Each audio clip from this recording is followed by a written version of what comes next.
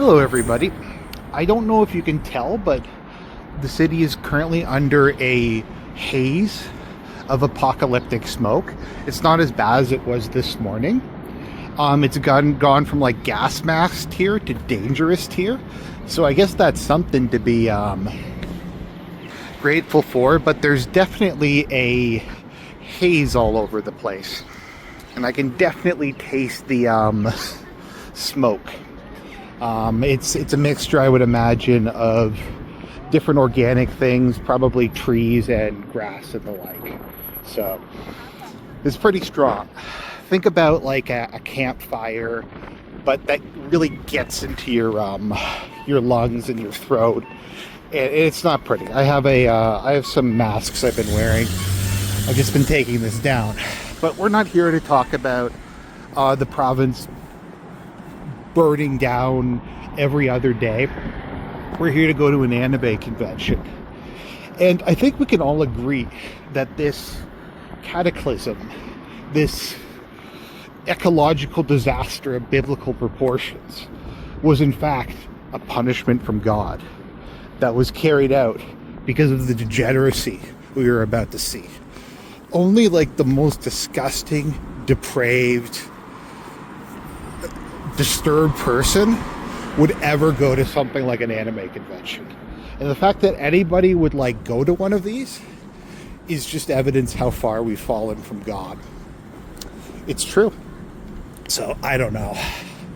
Like I said, people who go to these, even ironically, you gotta wonder what they're doing. But yeah, I don't know if you can tell. I mean, this is downtown Winnipeg, so it might actually look better than it normally does, because it normally looks pretty shitty. Honestly, one of the worst downtown areas in like any city I've seen, at least in Canada. So we will record more as we go. Okay, I see some of the local flora and fauna.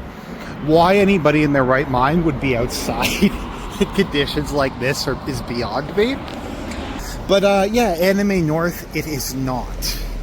I'm not seeing nearly the amount of stuff, although, I don't know, it looks like there's some stuff going on in there, so we'll take a look, but just not a ton of signage or the like. Let's just go up to the opening of the RBC Center.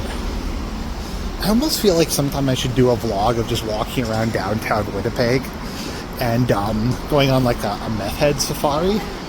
That might be fun. I just avoid coming here like the plague unless there's something specific like this, or I don't know, some performance or something, because it's bad. It's not a nice place. It's not somewhere anyone should have to go. Okay, so here we are. As you can see, it's made in typical Canadian. I don't know if this is modern, postmodern, a random amalgamation of different styles that don't fit particularly well together, something like that. So, I gotta say, having been to Anime North, this is kind of a letdown. That's like 2 whole convention centers. This is like half of maybe one. Not quite as much, but hopefully we'll get some cool stuff. Hopefully. So let's maybe go in and take a look at the, I don't know, that's the video game lounge. Yeah, why not? Let's take a look inside and see what's here. Oh, yeah.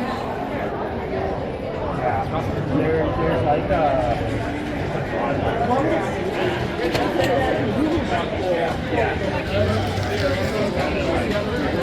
There's like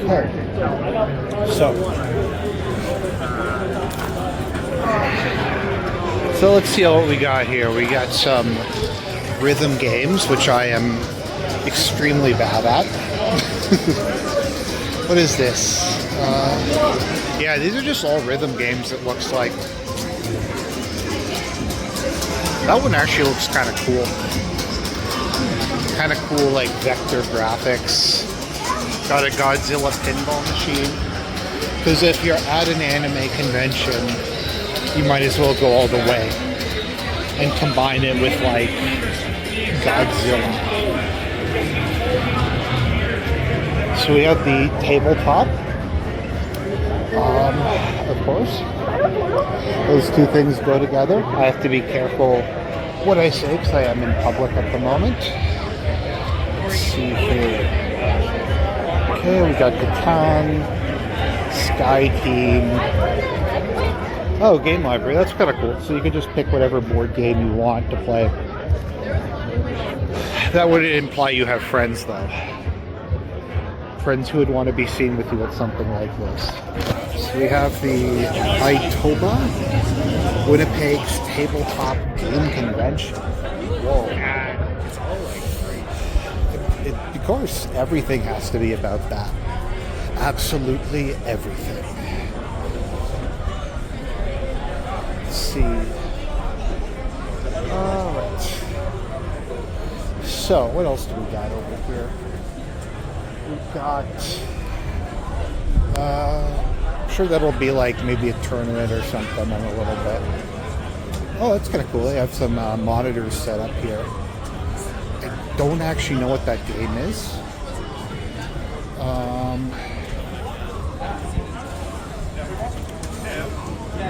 I actually don't know what Street Fighter, obviously. You'd have to borrow a DualSense. I think, yeah, Street Fighter. I mean, other than Street Fighter, I guess there's like Blaze Blue and there's some other stuff like that. I don't see anybody playing Magic. I maybe should have brought like one of my decks and seen if anybody wanted to play. It's been so long. I've been meaning to just like sell off the like mythic rares and stuff that I have, but yeah. Oh, okay, cool. There's the Grills and Pens arcades. That's kind of neat.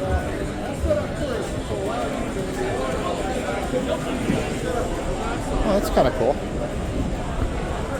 Oh wow, those are amazing. Hey there. Hey. Have you played miniatures games before? Not really. I was just complimenting you on beautiful tags. These ones are merely purchased. Our gaming group does make, model, and paint our own models, but these are purchased from the company. Oh, okay. But they do look cool. Yeah, They're they kind look of comic cool. versions of real time. Yep. I don't know. Maybe they aren't based on Grilloon pens. Or I thought they were, and then I looked up close, and then it wasn't. And it's just kind of some like pleb tier, generic, deracinated, cute girl anime. So I think this is probably a Switch 2. Because we can't have nice things because we live in a society. Everything has to be locked up for reasons we cannot say. So, yeah. Well, somebody thought that this was a good aesthetic choice. Having the punji sticks from the ceiling. I feel like I'm in Vietnam, and the Viet Cong have built a trap. Maybe it's supposed to be like Indiana Jones-ish. I don't even know. I don't even know. But, yeah, so I'm trying to find where the dealer's room is. I'm having more trouble than I probably should, considering that this is a relatively small area, but, I mean, you know, in the words of the great philosopher DSP, you know what? That's what I should do. I should go, like, even more autistic and dress up as like DSP for one of these. I think is what the good idea would be. So let's see here.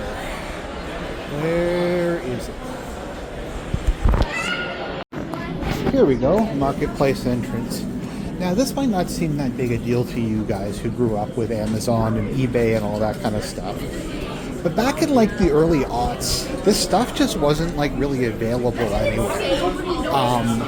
Like if you wanted to get anime posters or video game posters or figurines or stuff, you either had to go to a specialty store or you had to go to one of these. You couldn't just go into a GameStop back then, or EB Games as it used to be known, and just find all that kind of stuff there.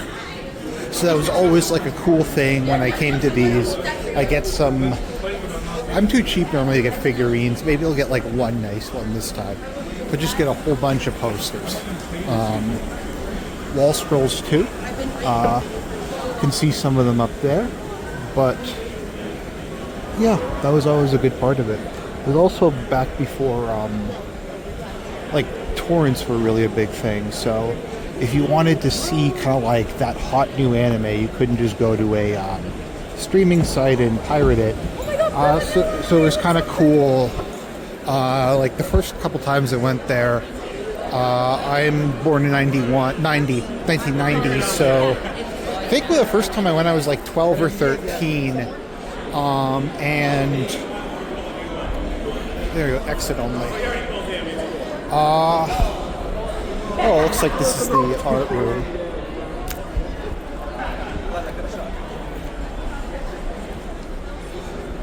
Okay, I was 12 or 13, and like that was even before torrents were really a thing. I remember, this is going to age me, this is like back in my day, Grandpa Argent's story we have here, but oh, that's cool. We have all the Gundam stuff.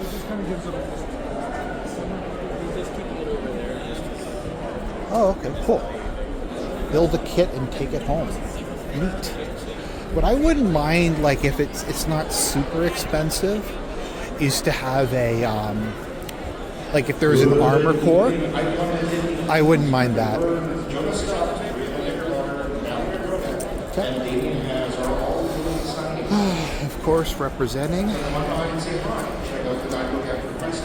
Like once again, I'm not a fan of the furries, to be honest.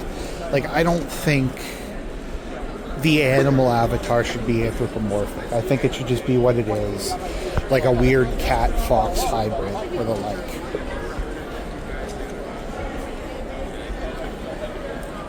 Oh, cool.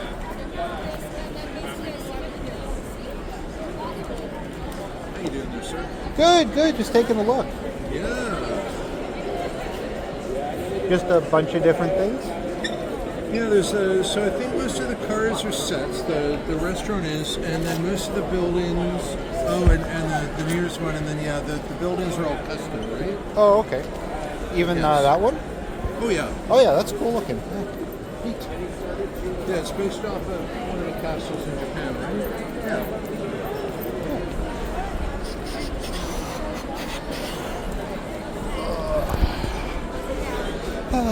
Okay, let's see here. Just wandering around. Wanderer, or whatever that song is. Just trying to avoid too much dead air.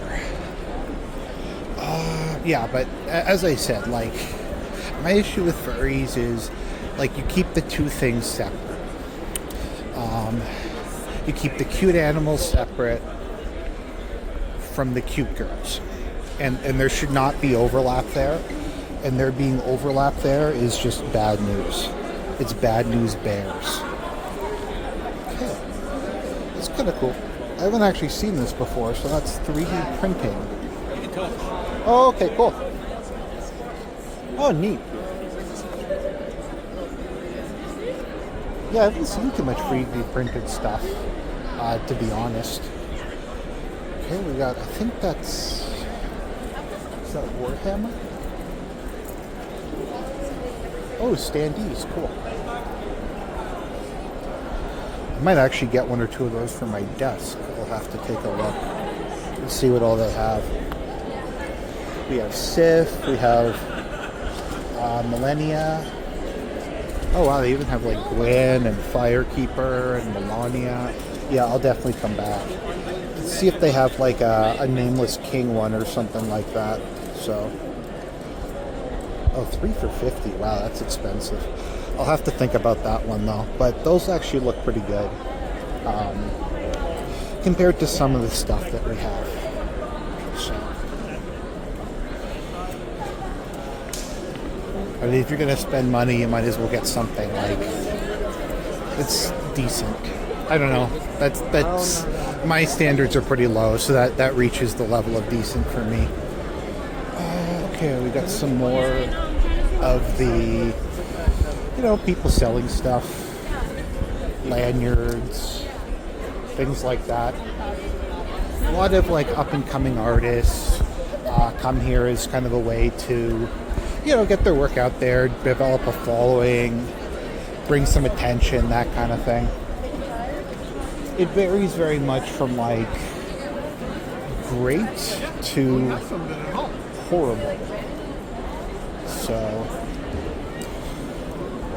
that one there looks really good. I'll have to come back and take another peek at that one. Okay, so this room is actually pretty big. This is like bigger than the rest of the convention put together. There's an adjacent corner zone. Please come to the Ai-Kon marketplace and Okay, we got the bubble tea. Classic. Let's see. I remember when that used to be a really big thing. For anyone who grew up in the GTA, I don't know if you guys remember a place called the Pacific Mall. The Pacific Mall was a location where basically it was in Markham, so it was just basically entirely Asian, and more or less everything there was counterfeit. Literally every single thing there was counterfeit. You could get anything. There was like giant bins full of PS2 games and like DVDs that weren't even out in theaters yet, and all kinds of stuff like that, and just all the counterfeit stuff that you could imagine. And it was just always really cool to go there because you get like Gundam model kits and anime DVDs and a lot of stuff that you just couldn't really get anywhere else. Unfortunately, like where I live now, I don't really have much display room, or really that much wall space. My wall space is mostly just taken up by, I have a bunch of flags. I have like a Canadian one, a British one, an English one, a Norman one, a Papal one, an Imperial one from Star Wars. So, okay, well, I'll turn this back on when something interesting comes up.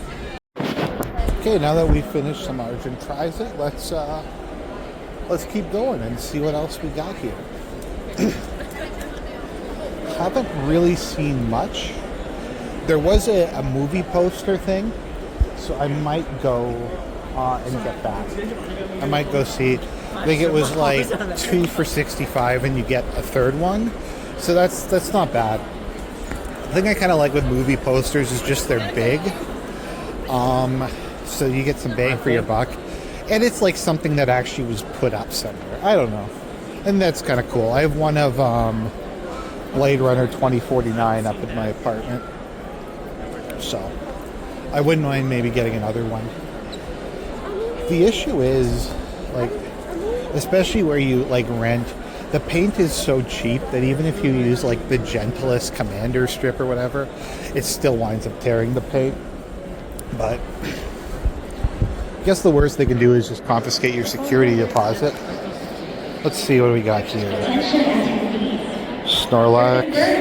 Most known for his work on Genshin Impact, Demon Slayer, JoJo's Bizarre Adventure, and many more, is at their table doing signings and photo ops. Come on by and say hi.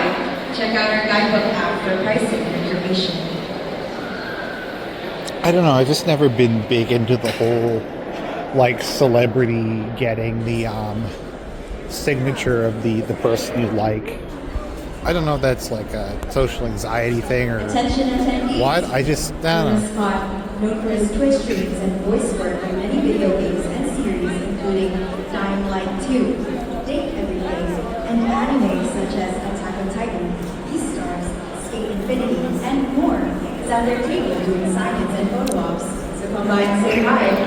Check out the guidebook app. I didn't see him, but my hero Greg Ayres is physically present. Greg Ayres has the honor of having voiced basically every incel character in just about every anime for like the last 20 years. So if there's like a character who's like sexually frustrated or the butt of a joke or otherwise is just kind of a gamma male loser, it's probably Greg Ayres who's voiced it. And he's a hero. He's kind of like the inverse of what's his name? Ryan Gosling. You got Ryan Gosling, who kind of embodies the Chad Sigma male, 20 Zoomer energy, and then you have the Greg Ayres, who embodies the Melvin. It's like the duality of man is really what it is. When you try to kind of take the two and put them together. So let's see what else we got here. Yeah, I don't know if I will actually buy anything. It's kind of cool to come here and look at the stuff. The other thing is sometimes, wow, I'm really butchering this. Back in the day, things like Pocky or various imports were just not really available. So if you wanted to get some, once again, you either had to go to a special Asian grocery store or something like this. And you could get them here. I think those are canvas paintings, actually. That's kind of cool. I don't know. If I want to get something, I'll get something decent. I have a couple things up in my apartment, so I have a big copy of Wanderer Above the Sea of Clouds up on my wall. It's so cool that I got to go see that in theaters. Sorry, not theaters. When I was in Dresden, that I got to see that painting in person. There's a lot of that because that's where he lived. So let's see here. I'll say this, I have not seen very many Funko Pops, which I don't know, because on one hand it's like showing that the Great Recession is finally receding, because they're no longer the store of oil that they once were. On the other hand, I don't know, it's just such a cultural part of being a Spur in the 2000s. So, okay, let's see. We got some figurines. But is there any that I'm actually interested in?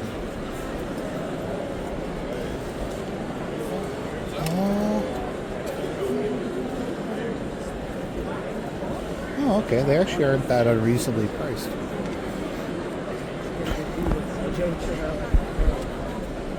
There's a lot of Demon Slayer stuff this year. The print is like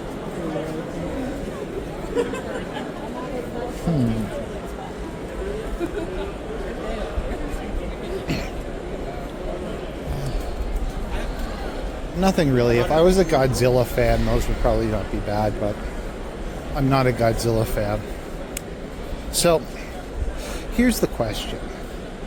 And I was going to get them on and do my own ID. Okay, so there's a guy I knew who was peripherally, who was really into Thomas the Tank Engine. He knew all the deep lore about Thomas the Tank Engine. And I have another friend who's really into Godzilla.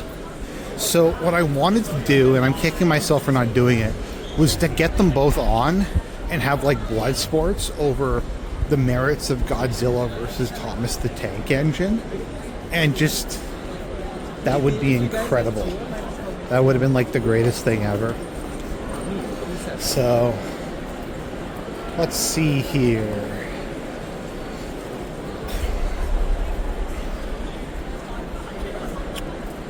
What else do we got?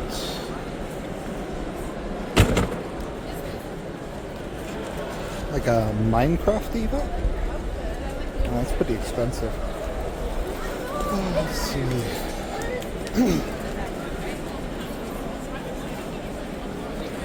What else do we have? More plushies. It's just, once again, I don't have anywhere to put stuff, so what's even the point? Oh yeah, this was another thing. So back in the day, it wasn't like it was today. You couldn't get manga at your normal bookstore, your Indigo or whatever they're called in the U.S., Barnes and Noble. You couldn't get it there. You also couldn't get It wasn't just at libraries, or you could find it online, but it wasn't as convenient as it was today. So that was kind of all the thing. You'd come here, and particularly you could go to like the bargain bin, and you could get like, I don't know, like 3 or 4 for $20 or so. And that was kind of the way, one of the main ways you'd read manga back in the day. So that makes a big sense. it's pretty cool. So let's see here. Standees, but are there any I recognize? No, not really. Are there any recognize over here? No, it all looks like original characters. Which I'm sure is all well and good, but I don't know. You know what I haven't seen is any Power World stuff. There's been quite a bit of, what's it called? Hades stuff, which is kind of cool. Some Hades and Hades 2 stuff. It's a game I really got into, both of them. So it's kind of neat to see it represented. So we got some movie posters. So I take a look through these and I'll tell you what I get once I'm done. Argent tries it! Hello everybody, and with this special episode of Argent Tries It, as you can see, we are at an anime convention and we're going to try some Japanese pastries. This is the red bean bun. As you can see, the red bean paste is coming out of it. So let's take a bite.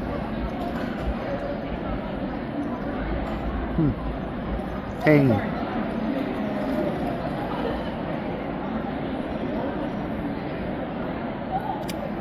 It's got kind of a weird taste to it.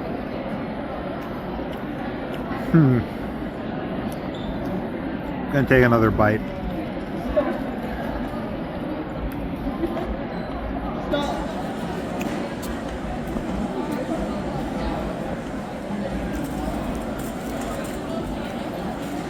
Has this weird, I don't know if it's like a chemically or a metallic or something aftertaste to it. Maybe it's something they used in the dough. It tastes really like weird, like not horrible, but not good. So let's just try the pastry itself and see how that is. It's okay. It's not stale or anything. So that one I'm going to say was bad. Next we have the ube melon bread. Now, I'm not exactly sure what ube is, but I mean, it looks interesting, so let's take a bite.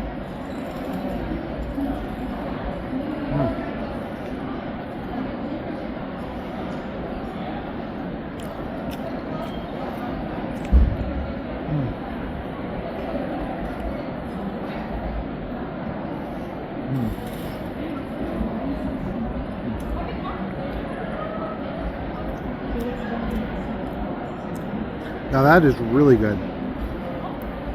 I don't know, it kind of tastes a bit like cake. It tastes like cake, but it kind of has like the consistency of a, I don't know if you know, like a pizza bun almost, but like a relatively firm bun. But it has like this nice cake. Let me take another bite.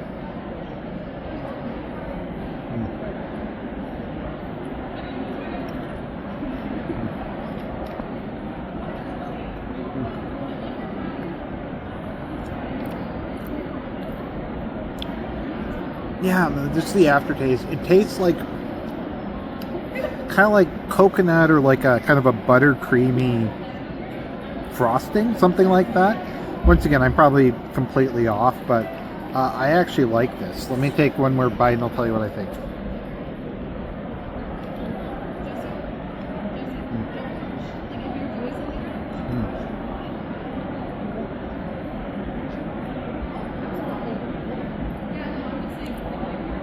Yeah, it kind of has a coconut buttercreamy taste to it. It's definitely like nice and fresh. Like it's nice and moist. It's not dried out or stale or anything. So I'd say that one's a winner and that one's a loser. So we'll see if maybe there'll be another episode of Argent Tries It. But here we go. Argent Argent tries it. Hello, everybody, and welcome back to probably the quickest follow-up Argent tries it episode we have ever had. So I got some more stuff. I figured out what ube is. Apparently, it is a Filipino purple yam, but it's nice. It's a very nice, pleasant. It's hard to describe. It has a nice texture though, and it has that nice kind of pleasant, savory taste to it. So we're gonna try this first. So I've got a lot of these back in Toronto. So this is like a fish pancake that has red bean paste in it. Now, the previous red bean I had was awful. Let's see if this one's any better. Let's take a bite.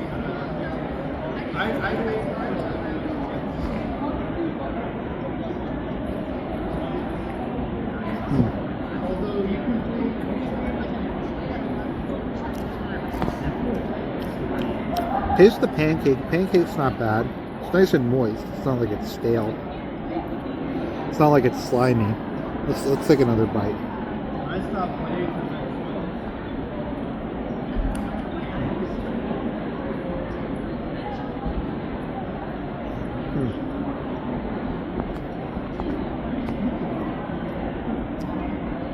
That's really weird. It kind of tastes like it's sweet, but also it has no flavor at the same time. Like, my taste buds are saying this should be sweet, this should be delicious, but also it just doesn't really, that's weird. It's never happened before. Let's take another bite.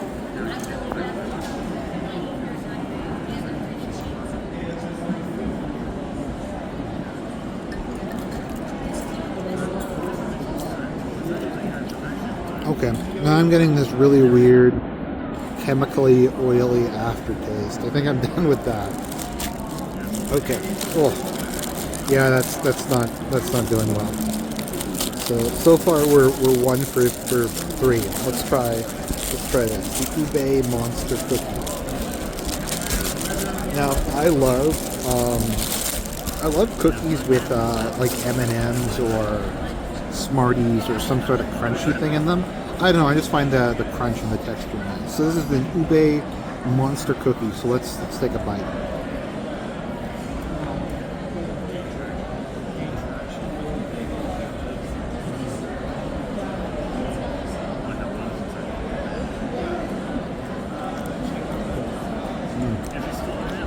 Wow,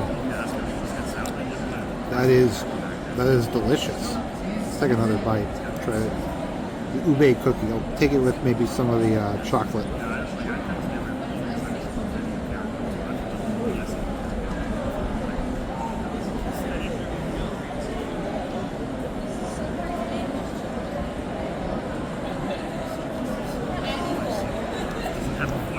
You know, it doesn't really need the chocolate. It's actually kind of better without it. Now that I know that this is a yam, it makes a lot more sense to me. It does remind me a bit of kind of like teriyaki yam. Just in terms of like yams and sweet potatoes can be savory or sweet. This one is, this one's definitely sweet. It's got like a complex, sweet, savory kind of flavor that's hard to describe.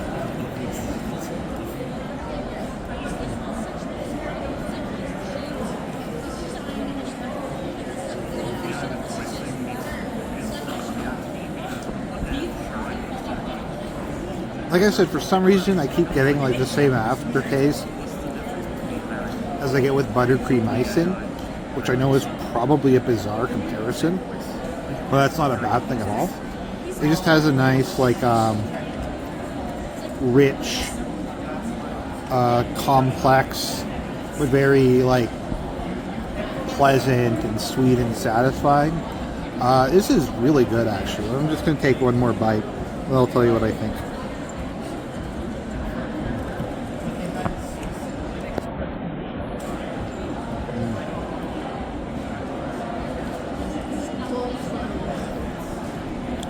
Yeah, it tastes like a mixture of like yam, like buttercream icing, and coconut, which I like all three of those. So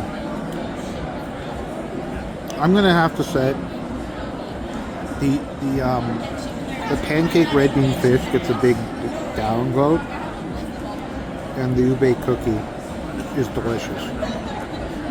So, welcome. Hope you enjoyed that. Time for more Argent Tries It later. Well, so there you have it. That was Ai-Kon. I gotta say though, it kind of makes me miss Ontario. Back there we had Anime North and Fan Expo. I remember I went to Anime North pretty much every year since when I was like 12. Or if not every year, most years. From the time I was 12 till I was in my 20s. And it was, yeah, just always an important part of the, year. Something I always look forward to. Here it's very low-key.